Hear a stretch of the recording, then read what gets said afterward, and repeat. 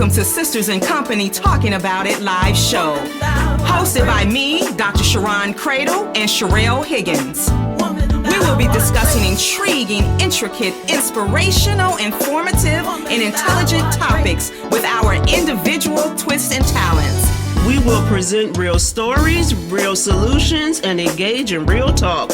So we invite you to be our company every Sunday afternoon at 3 o'clock p.m. as we focus on transcendent thinking that will move you forward. You become the company you keep. What company do you keep? Oh yeah, we are biological sisters by way of the south side of Chicago. So get ready to keep company with us and our guests as we talk about it.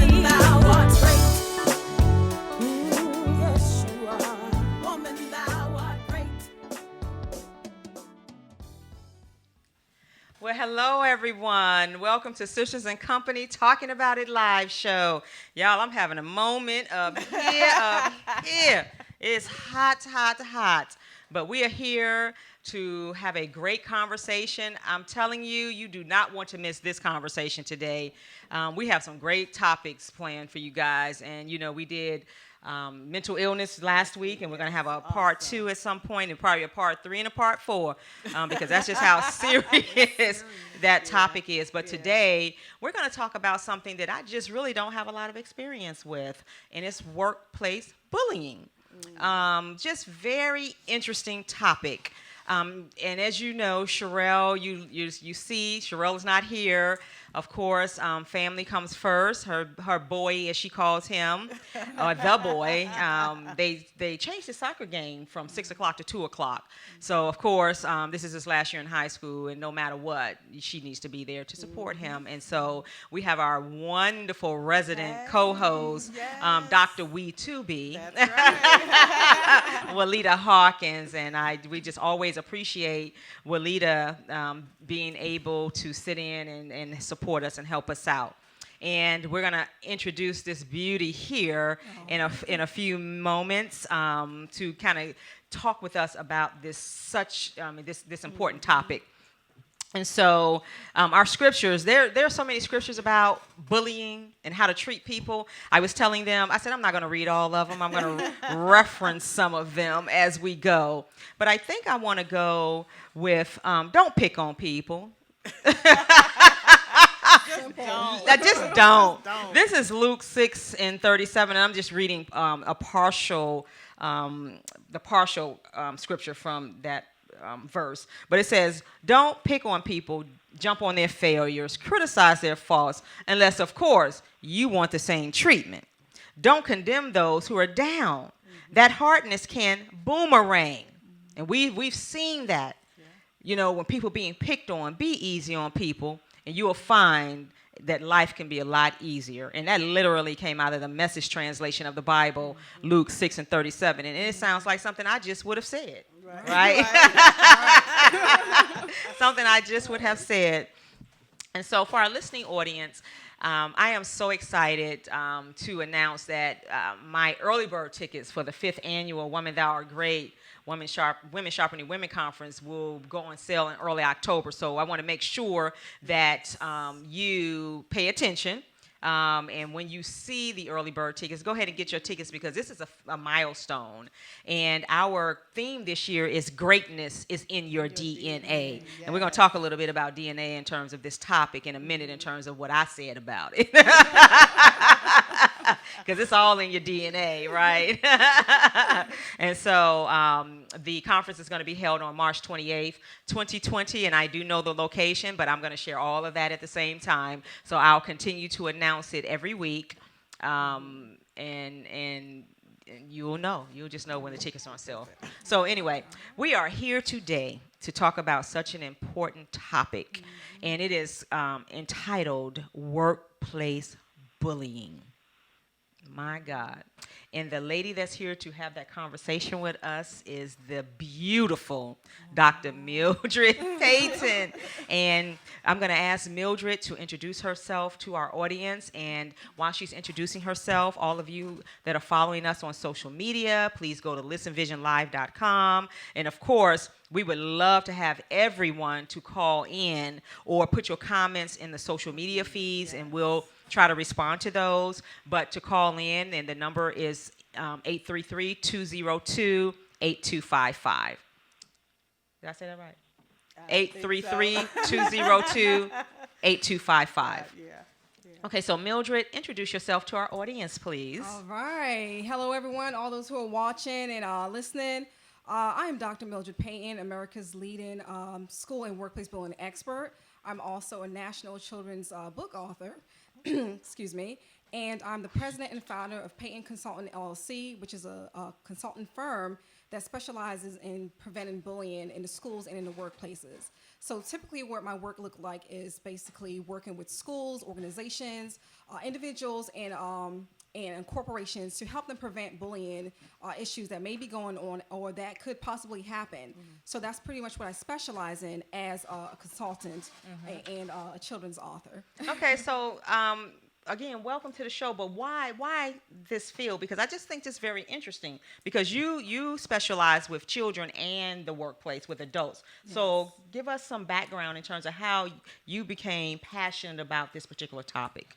So when we're talking about passion, my growing up as a child, I've always been the person who will stick up for others, including myself. You know, I have a very soft spot for people who are being taken advantage of. Yes. And I just never liked that, you know. So I knew early on what bullying looked like, and I just knew it was something that was just wrong and should not be done. But looking at my my educational career and my professional experience, I come from a background of social work, sociology, psychology, Yes. and human services. Yes. So finding myself in this line just happened by default, you know, in a sense where I did not plan to become America's leading bullying expert.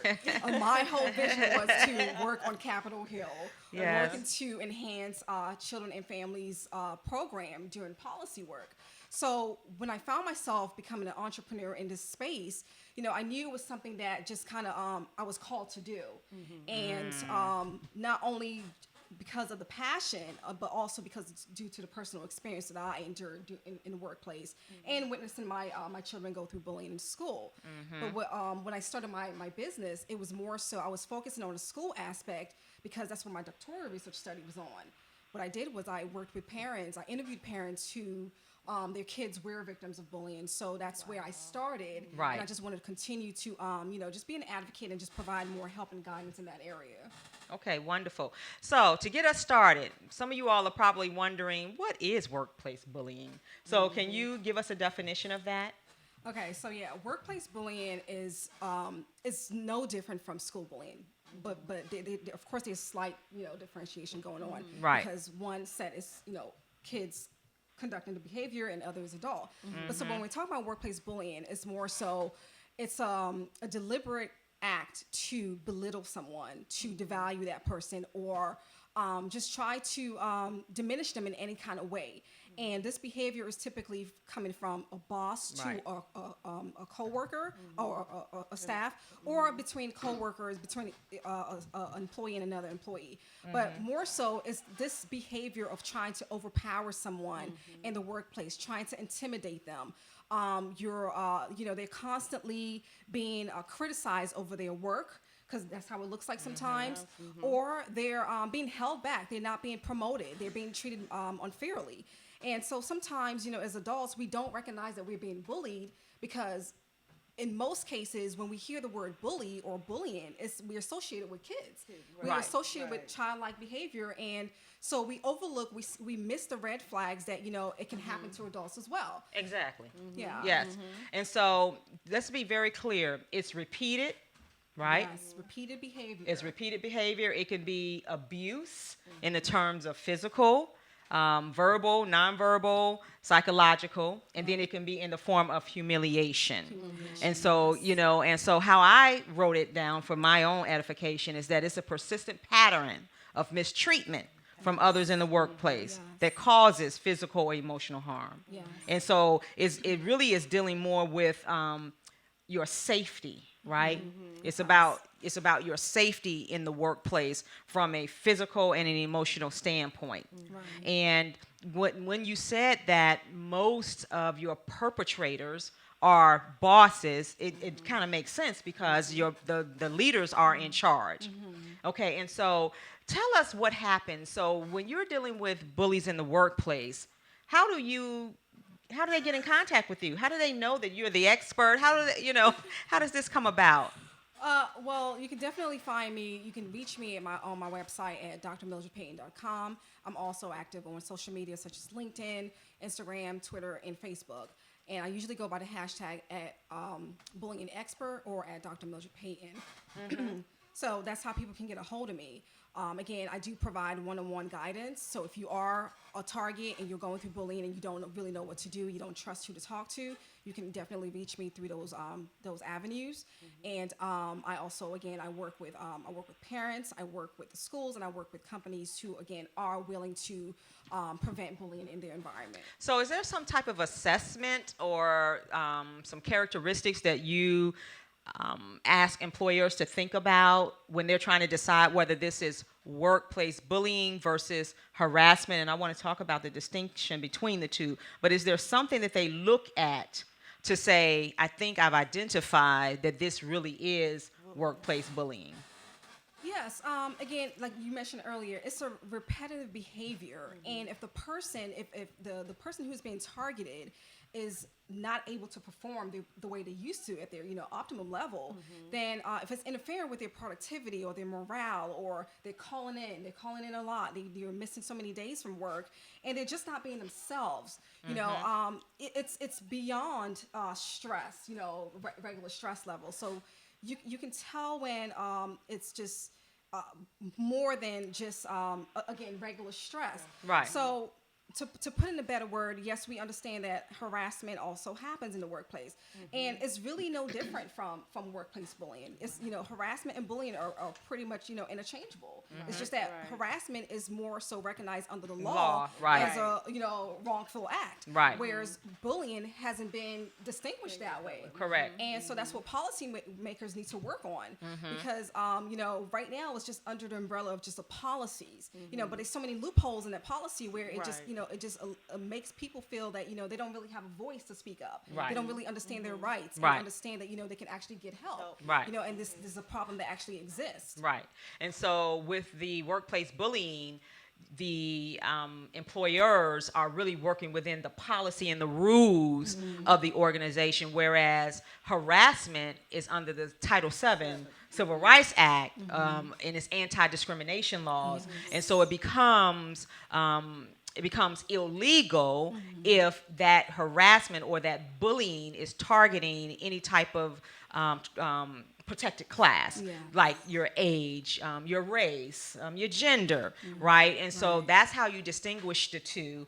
So one is operating under rules and policies in the workplace. The other one is really the law. And I think that's very important to talk about, because I think the remedies in terms of how you resolve it, you may have to approach it differently. Exactly. Yes. And so have you seen that where people are having a hard time distinguishing between the two, and then now how do we even resolve this? Right. What I usually tell folks who are going through this is, first, you have to make sure you're documenting everything.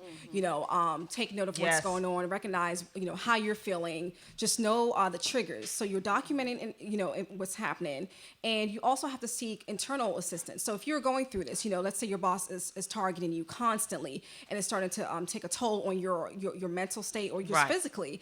What you want to do after you document everything, you want to reach out to either your supervisor or your HR representatives, or also I know there's counseling services called Employee Assistance Program, EAP. Right. So you can also refer to those services internally. But if the problem, which is what I usually find, if the problem is coming from inside, then you have to seek external assistance, which could be EEOC.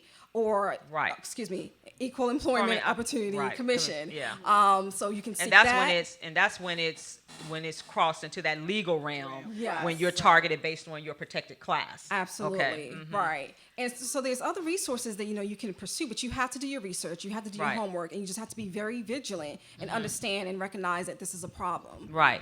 And so, in doing my research on this topic, I saw that workplace bullying can also occur peer to peer and subordinate to supervisor, which I thought was really interesting.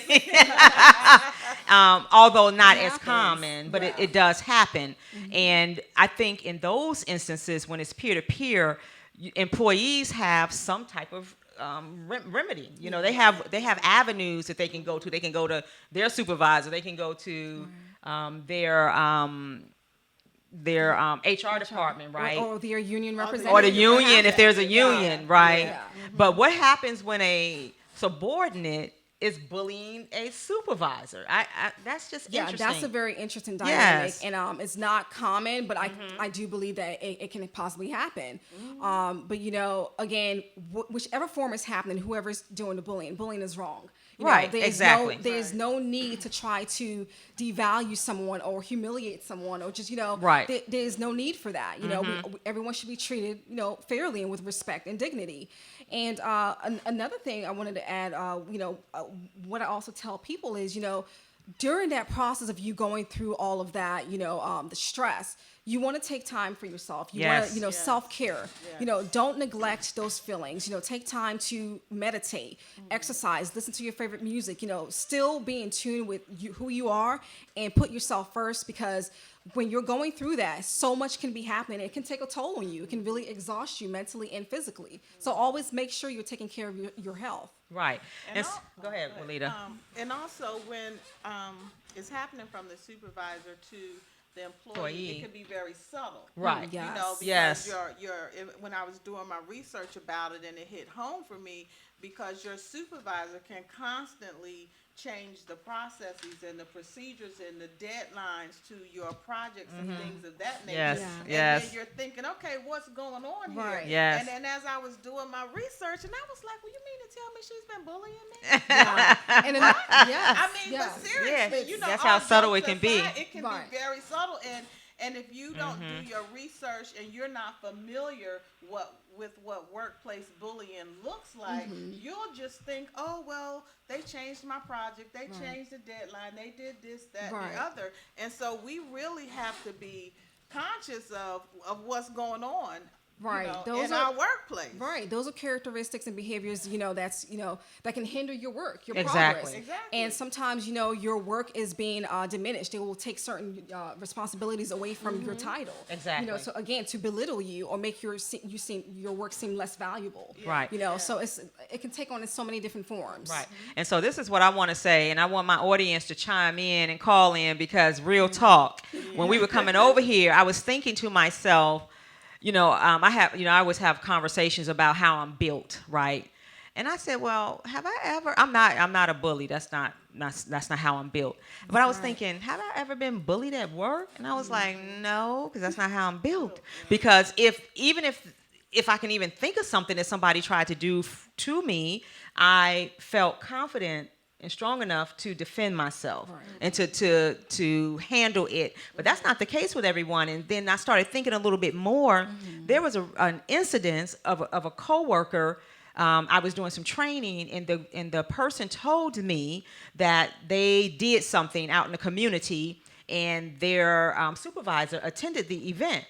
And when they came back, the supervisor said to this employee, that was the worst thing I ever seen. Wow. You are the worst. I was blown. And I didn't even know what to say other than, who says that? Right. If you don't have something, but nice I to say, didn't don't make say the it at all. connection. And now that I'm making a connection around some other things, she was being bullied. Right. Yeah. And you said something very key. We dealt with it. Yeah, you dealt with it, but you were saying you're not built for that, and Right. And so everybody. Exactly. I mean, no, I know what I want to say. When you want to go back and confront the supervisor about the bullying, then you can possibly get the reputation as being a disgruntled employee. Yes. When you confront the supervisor and say, well, you know, this isn't realistic. And, you know, like I told my supervisor, you're setting me up for failure. Right. And, you know, she was like, oh, no, well, why would you think that? You know, and so then you have the reputation as being the person that's being disgruntled. Yeah, go ahead. And Yeah. You're absolutely Yes, right. And yes. that's why a lot of people hesitate to say Yes. something. You know, it's like this Yes. silent epidemic because you're in fear of retaliation or retribution. Exactly. And you shouldn't have to live that way. You shouldn't have to work under those conditions. Yeah. I had an experience. I think that they tried to bully me, but I just wasn't built for it. Right. And the consequences of it, though, right? And so that's what you're talking about. You're talking about those consequences that you don't even expect to come your way, and it comes in the form of retaliation, them trying to label you, and this is what I say, troublemaker. That's what they label But you I'm just as. old now. I'm just telling you, and they know it. I'm just serious as all. I don't even know how else to say it. Right. I'm a professional. I'm an adult. It's going to be some mutual respect. Mutual respect. And that's just the Always. bottom line, because we don't Always. have to do all this at work. Right. Right? We're adults. we're adults. We're professionals. All this at work for Right. what? I don't know you like Right. that. We're You know, all there for the same reason. Exactly. So why are we, you know, so exactly. just And why compelled you to got to treat- need to try to control me. Yes. And because I speak up for myself, you want to put a label on me. That's what adults do. Yeah. You know, it's no label. And so then I'm looking at you because I know you immature, right? And you have ulterior motives. Right. But a lot of people are afraid because people are like, you know, I don't want to lose my job. And so I think I'm just going to put up with this. And you put up with all kind of stuff at work. But this bullying thing, this is just amazing to me. You see, I got like 5 pages of notes because I've just really never seen a lot of it at work. We deal more so on the legal side, but now I'm going to pay a little bit more attention because some things that people are like recent conversations, I'm like, Like you this said, is it's- bullying, yeah. and how I would typically label it is inexperience of supervisors. Sometimes. And the inexperience, you know, and so because that's what I do, you know, I'm organizational development. So now I have to think about it a little differently because this is pretty significant. And let me tell you how significant it is. You all always know I got statistics. And what the stats say, and I don't know if this is so true because, you know, stats can be all over the place, but they say bosses are the most common bullies, and that's something that you definitely said, and that 72% of bullies outrank their victims in some respect. So you don't necessarily have to be my boss, but you outrank me in the chain of command, right? And then it shows, I saw some data that showed that around 72%, or half of Americans. So I saw 2. There's some conflicting data. One set of data says 72%, and the other data says over half of Americans in the workplace has experienced some type of workplace bullying by either being a target themselves or having witnessed the abusive behavior. Yes, that's Is correct. that which one? So is it somewhere in between probably? I was both. I witnessed it, you know, and until it happened to me. So, you know, I witnessed others being held back, others being, you know, like we talk about the consequences, you know, they spoke up, they filed a grievance, and next thing you know, they're not being promoted. They can't transfer from one office to another. Right, yes. You know, it's like these little things, you know, just to hold them back and Right. to degrade them, all from speaking up. So again, I witnessed that for a very long time. And then when the time came when I, you know, there was a reason for me to speak up, looking out for my well-being, Right. I too was a target for speaking Right. up. You know, I was held back in the same position from the time I started working, from the time I had my bachelor's when I entered the organization to the time I left with a PhD. And that was because I spoke up for myself. I recognized that this is a behavior that wasn't appropriate, and I questioned. You know, so it's like, you know, again, it's very common to witness it and also to be, you know, the target. So do you mind sharing just a little bit about what you experienced so people can get some sense? Can you talk about that? Absolutely, Okay. yes. So for me, you know, what that looked like, you know, again, there are times where certain things were going on. For example, I was, applying for positions, just, trying to, just not promote myself, but I was trying to move up because, of course I, have the skills and the knowledge and experience. So why not? So it just became very obvious that, there was no room for growth. So I would question, go back and say, well, what happened? How can I do better? And it's like, it's almost as if like, who are you to challenge the decision? Who are you to question? This is what happened. This is the process. Just accept it. This is my decision. Well, it's like, okay, but it started to become a pattern. It's like, well, wait a minute. I'm doing my best. I'm doing this. I'm doing that. I'm doing so much to contribute to the organization. Something doesn't seem right here. But again, when you question or when you file a grievance, and for me, I filed it individually, and at a time where a group of people were also experiencing the same issue, I joined them. I added my name to that grievance to support what was going on because I knew it was a problem. So again, speaking up, trying to advocate for yourself or others can put you in a position where you're being retaliated against. So that's how it looked like for me. And then lastly, what actually pushed me out the door was a manager who became very aggressive in his tone and his demeanor. He was intimidating people, and just like at a point you became very skeptical about your job security because there was these threats like, if you don't perform a certain way, then, you're going to get written up. Or, he was just very aggressive in a very intimidating manner, will hover over your desk.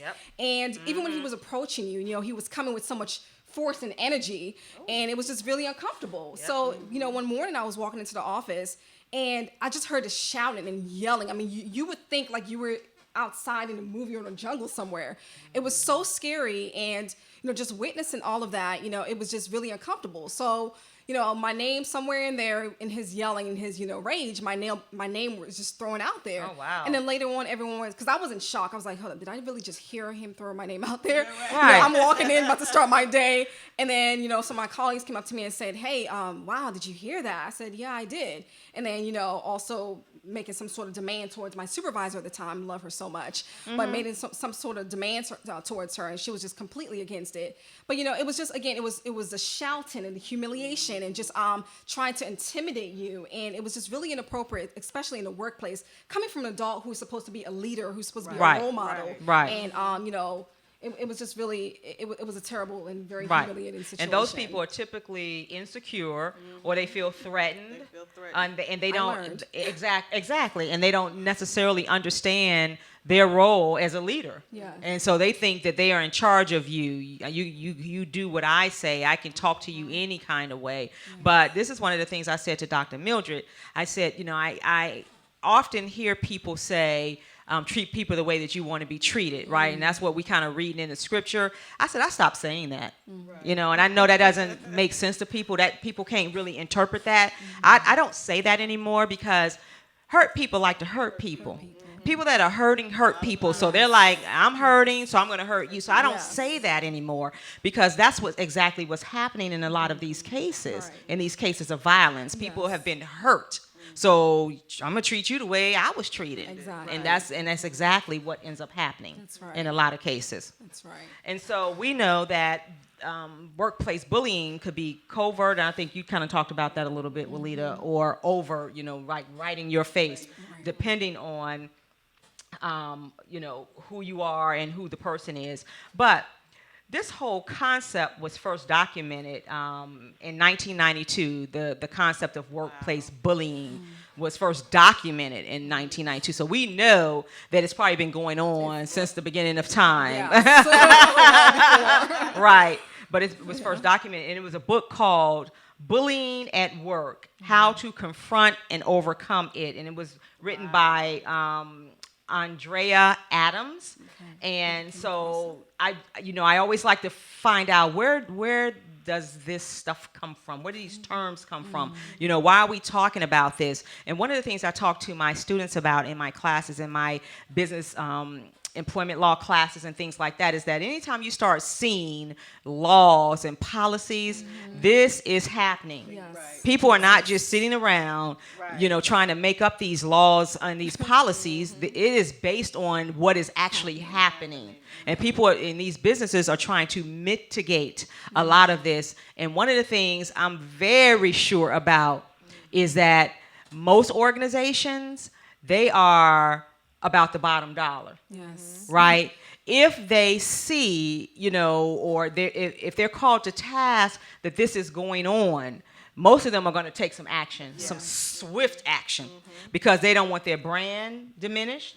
They don't want the lawsuits. That's right. Lawsuits. Right? That's right. Exactly. That's and the right. lawsuits. Because Yeah, that's it. that's You another start result. going down that road of lawsuits, organizations, those who have common sense, right? And they will change their behavior. Of course, we have some organizations that try to hide stuff. Right. Very, very common. Yeah, it's very common that they try to hide it. And so, what effects have you seen workplace bullying have on people and or the organization overall? So when we're talking about the individual who's experienced it, so you can go through physical, symptoms. You can experience high blood pressure, diabetes, cardiovascular issues. These are things that are very common. Whenever you're experiencing some sort of high level of stress, which can happen when Right. you're being bullied, is your health can deteriorate. Yeah. So that's an issue that you can experience, and your work performance drops. Because I know when it happened to me, I did not want to come to work the very next day. Right. I was contemplating, do I walk back into that building, because I don't know if he's going to explode again. Right. So I'm thinking about my safety. So now Yes. my focus is not on performing and producing what you wanted me to produce. Right. I'm thinking about my well-being. Exactly. So now it's like, my work my performance is going to go down. I didn't feel like working, and your morale goes down. So that's what happens to you. Your health and your productivity decrease. And as far as the employer goes, again, your reputation. That could be a problem. And if your employee who is being targeted is not able to perform or concentrate on the work that you want them to do, then that could affect your ratings. That could affect, the main target, the goal that you're trying to achieve. So it's like, it's a lose-lose situation. Right. It impacts the individual again, their health and their morale and everything else, but it also impacts the organization as a whole. Right. And that's why it's so important to have these conversations, because all of us need to check ourselves. Right. When we're working with people, to make sure that we're not bullies. Right. Right. Right. And I wondered, one of the things I didn't do research on is whether or not, when you have bullying in the workplace from the supervisor particularly, is there any research to show that perhaps they were bullied as children, or were they bullies as children?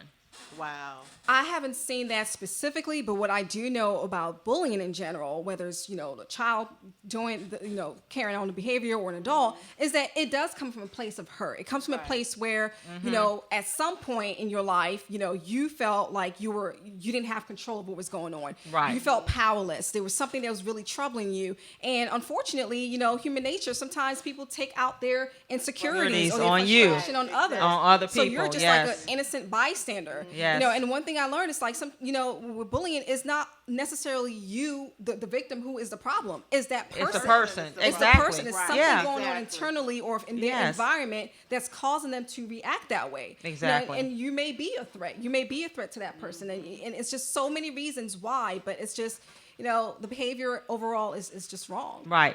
And because in the workplace is seen as a health and a safety issue, there is an instrument called, and I have never seen this, it's called the National Health Interview Survey. And they send this survey out, of course, to collect information from employees on this topic of workplace bullying. And so some of the things I want to talk about was, socioeconomics. So do you see, when you're being called upon, that there's a socioeconomic imbalance, or is it happening in a certain arena or occupation or organization? It's, from my understanding, as far as arena occupation, it happens more so in public services. Yes, So that's what's in the local survey. Government, Yes. federal government, but it's more so seen in the local government arena, Right. where employees are experiencing that. Now, as far as socioeconomic status for individuals, no, there's no difference. It's happening everywhere, no matter what level of income you earn. It's happening all across the board. Okay. So it's crucial. And what about gender? it's mostly happening to females, the Yes. women. Yeah. So who's doing it to the females? So the male is usually the one who is Right. attacking or targeting the female employee. Correct. So, And so that's what my data showed. It says that women appear to be at greater risk of becoming a bullying target Yes. at 57%.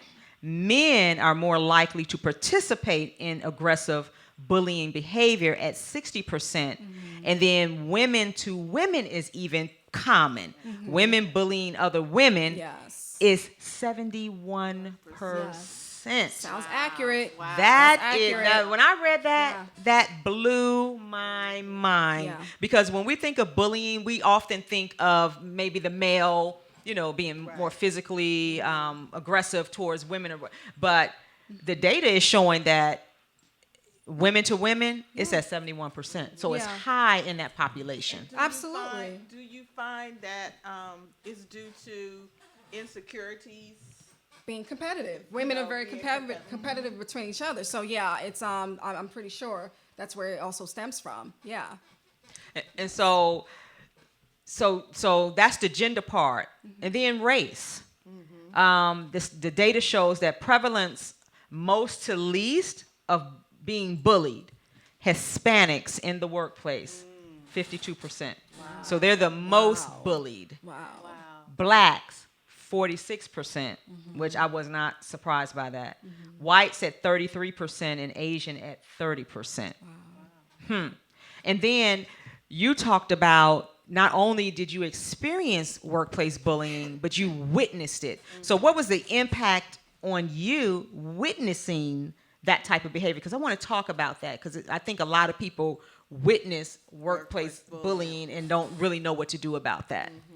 Right. So when I witnessed it going on prior to it coming around to me, I felt a lot of empathy for those who were the targets. Because I'm the type of person where I don't go by what somebody else says about you. I Right. have to kind of get to know you. And those people who were targeted, speaking to them one-on-one, not just one time or twice, just, speaking to them on a regular basis, I realized that, these people are harmless. They just want to be treated fairly. They just want to be Right. respected. It's like they're just people who were looking out for their best interest, but you turn them out to be the troublemakers, and Right. this label is going around in the office, and then now it's like at some point they start to withdraw. They start to carry themselves in a certain way, and it's just, or even feed into the label because that's what people know them as. Exactly. So it's like it's just I saw it was a very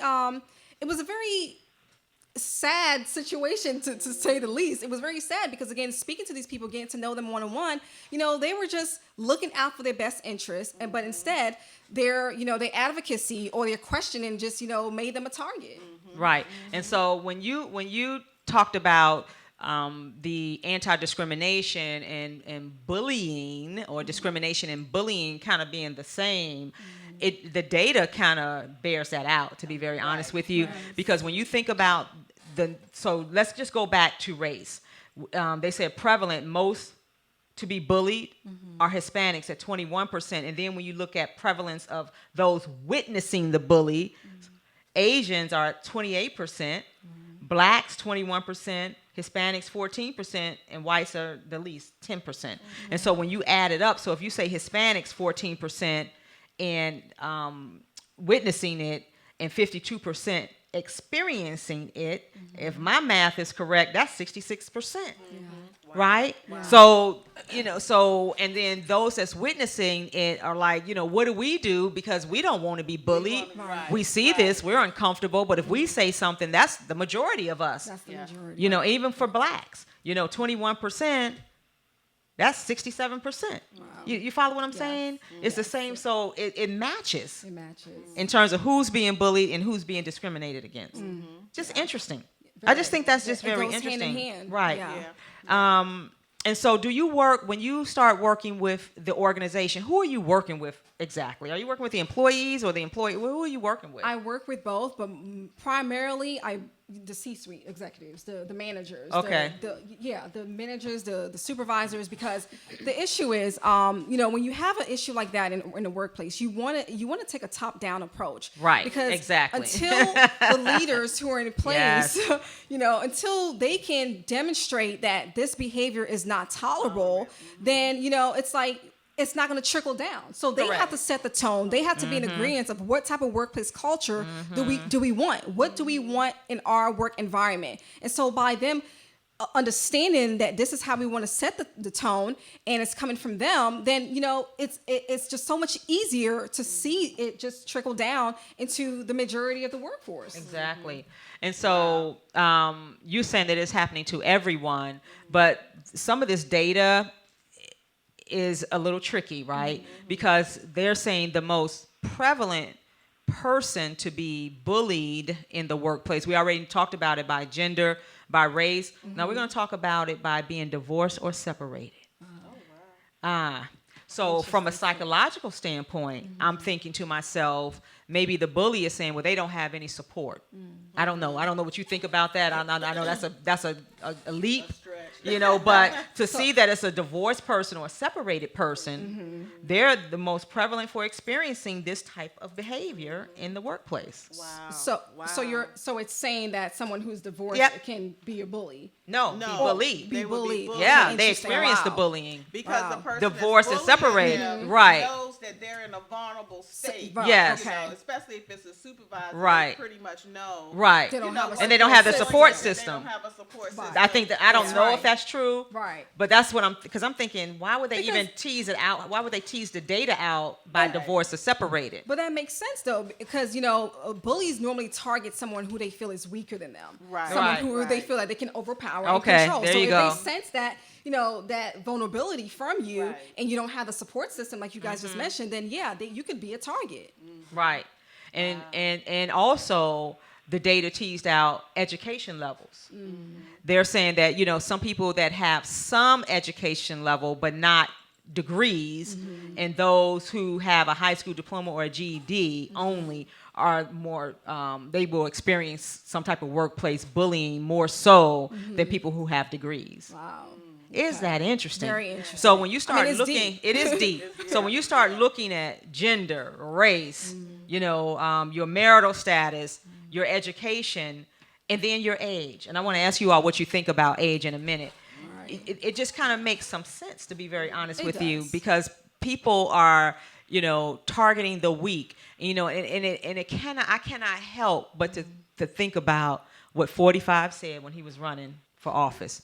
That thing lingers with me. He said, I love the poorly educated. Yes, That's he his did. audience. That's his audience. And so when you think about this data, a bully mindset could be something like that, in terms of you poorly educated, you're not going to go tell on me. You need this job. Yeah. I can treat you any kind of way I want to, because they equate you not having a degree, or you only having a high school diploma with ignorance. Right. And that's not necessarily true. Right. Not But necessarily this is true. what the data is teasing out. Right. Okay. So I have a question. Audience, you all can chime in. What age group do you think are the most bullied in the workplace? Your older population, let's say 65 and older, or let's even say 55 or older, or 65 and younger. What do you all think the data showed? 65 and younger. Well, either says 65 and younger.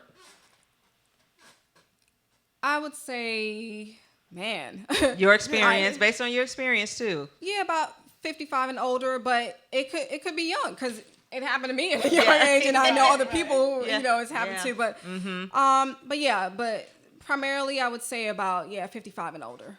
So the data is very conflicting. Yes. It is, because it's both. Yes. I can see that. Yeah, so one set of data showed that those 65 and older are the least Really? group of folks to experience workplace bullying.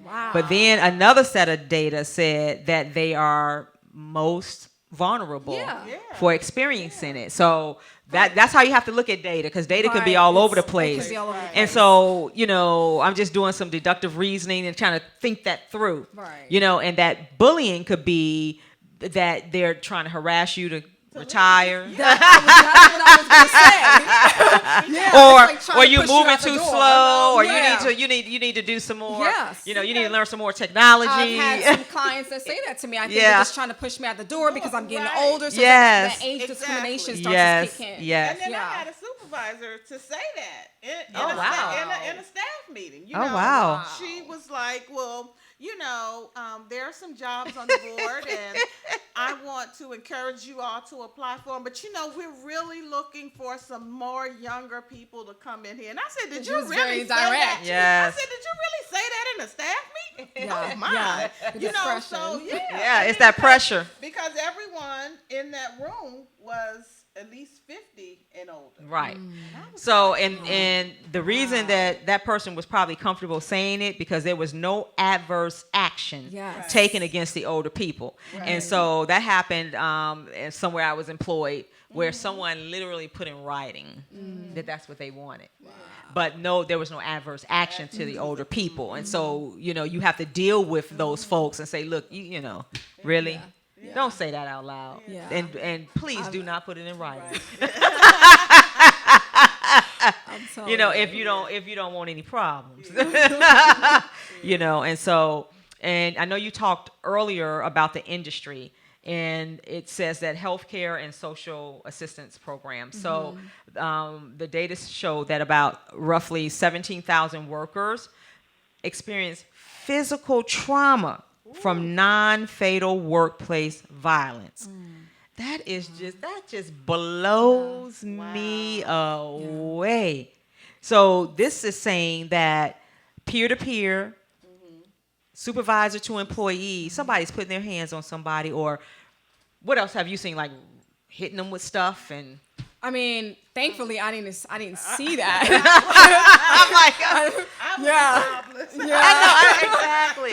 But again, what I did witness was a lot of the covert, a lot of the subtle, Yes. bullying, and so that's what I saw a lot. So that's why I was really shocked when I experienced the final part with the outrage and the yelling and shouting in meetings and up close, at your desk. So I was really shocked to see that, because again, I'm so used to seeing the covert, the subtle way of trying to devalue someone or just belittle them. Yeah. I remember, and I use this example in class because now I'm not even sure if it was sexual harassment or trying to bully.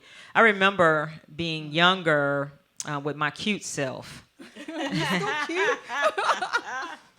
I'm just saying, And this man that I used to work with, I was walking down the hallway. I think I told this story on this show before. Walking down the hallway, and we were alone, and he walked up to me, and he just bent down. He would always say little things to me, but I don't even remember what those things were, but he just kind of bent down and just kind of touched me on my leg, on my knee, and I just lost it. I mean, I think it shocked him, and then one person, I was running late for a meeting.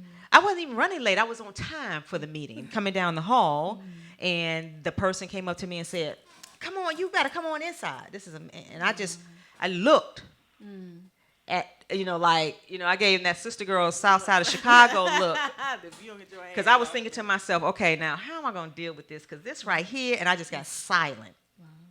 And I went into the meeting, and I literally kind of been silent with that person because I'm thinking to myself, and I think the person I don't think they really meant any harm, but that's the kind of stuff that happens. And, if you don't check it in some kind of way, it'll continue to happen. When we talked about this repeated behavior, because I'm thinking there really is no reason for you to put your hand on me, I just couldn't imagine. Right, and you, what? I'm on time. What? And so that tells me that there was something going on with you, that you were either intimidated by something, you wanted to try to, pull me down a notch, and that's never gonna happen, right? Trying to pull me down a notch, because I know what I know, and I'm good at what I do, and I make no bones about it, because y'all, that's a whole nother conversation, y'all. So no, seriously, you got to know how you built. That's right. And so, and then you decide. See, and this is what I want to talk about. Just like those two decisions I had to make, these people have to make a decision based on, I'm mature enough now, right?